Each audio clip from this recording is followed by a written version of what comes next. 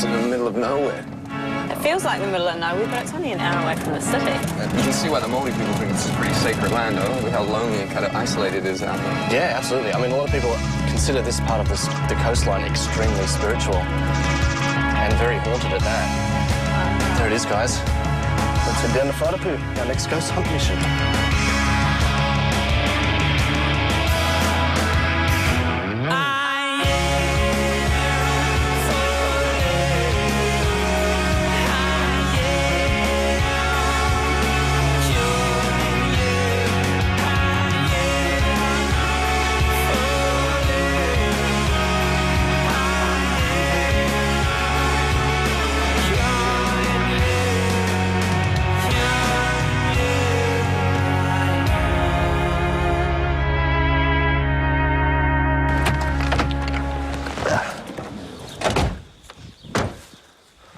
Wow.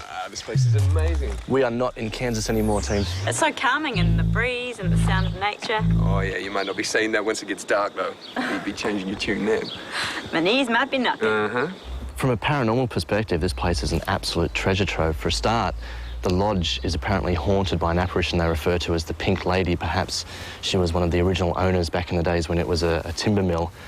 And then this site is also home to New Zealand's biggest shipping disaster, the sinking of the Orpheus.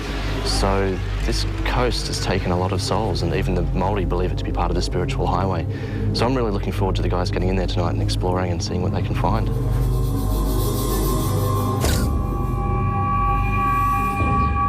Okay, gang, I'm going to show you a few photographs, which is what has brought us here.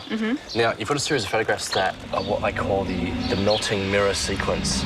And what it was a guest who was staying here actually commented that they felt that time had stopped and that they were being sucked into a vortex. I mean, that was actually their words at the time. And they were so... It is, and they were so moved by it that they just had to take photographs on the spot, and that's what they came up with.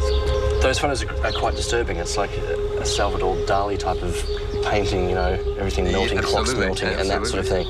The last couple of photographs you've got are to do with the fact that some people consider that Whātapu, the name Whātapu, is actually a bastardisation of Tawahi Te, which is Māori for place of demons. And those photos were taken by trampers who are out here late at night.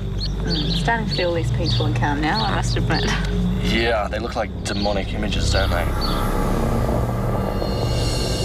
Carolyn, you're going to be wandering through the lodge. Oh, okay. Which doesn't sound very scary, but... No, well, all these photos were taken at the lodge. They were indeed. Mr. Hollows, I'm going to make you do a little bit of outdoor investigation. Now, I can't put any cameras on the beach because it's a protected scientific reserve. But what I'm going to get you to do is to wander up through the gorge next to the lodge, because the gorge is the site of a lot of paranormal activity as well. And in fact, in the days when the Orpheus sunk, the bottom of the gorge used to be the shoreline.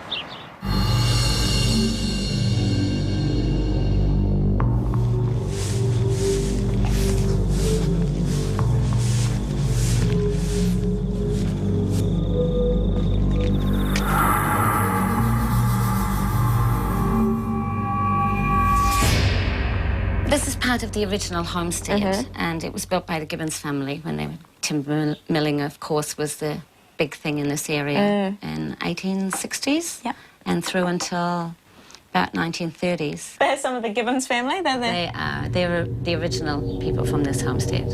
Who's that? That must be Nicholas and Matilda. They are. Now, you think the Pink Lady, the apparition that people often see here, is a member of the Gibbons family? I think so. I mean, certainly the person that I've experienced here has been older person, definitely female. My first experience was after we'd been here about 6 months, I suppose. And I came into this room, and there was definitely a woman in this room. During the day? Because I haven't... People I've spoken to usually see apparitions or ghosts or whatever you want to call them at night, so she's obviously very comfortable with the place. Well, twice in my time here, it's been daytime experience that I've had with her. This shoot is one of the most technically challenging that we've done so far, simply because we've got such a large area to cover, and we're trying to do both exterior and interior as well. We've got something like over 20 cameras on this shoot. And I'm hoping it's going to be enough.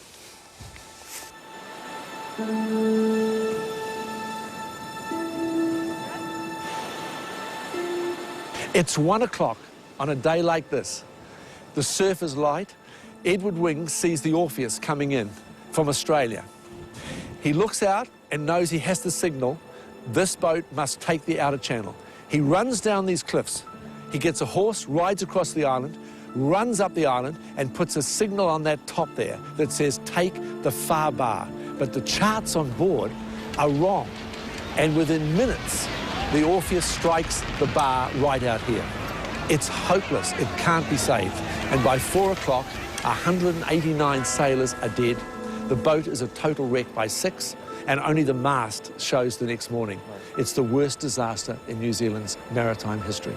But there were a lot of souls obviously lost right here on this part of the... Yeah. This is a coast of ghosts, I reckon. There was a lot of people dead here.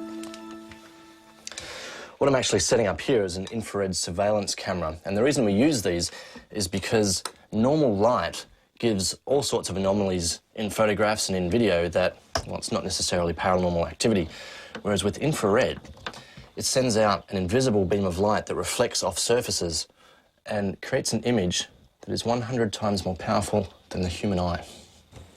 Have you encountered any of your own sort of otherworldly or paranormal experiences out here? I have one, Right. and I think it's worth telling. I came out with a mate one night about 15 years ago, and we just walked down the beach talking, and we came into an area where we could see massive surf, and we stood in front of that surf, and we couldn't hear it. Right. And both of us surf and swim, and so we know big waves make big sounds, yet we were in an absolute zone of silence. It was like standing in front of a great movie screen where we were watching something happen, but the sound wasn't turned on. And we asked a Māori guy who came out to do some filming a month later, and he said, you are simply in the highway of spirits. You are in a zone where spirits move up the coast to Cape Reinga, and you just simply got in it.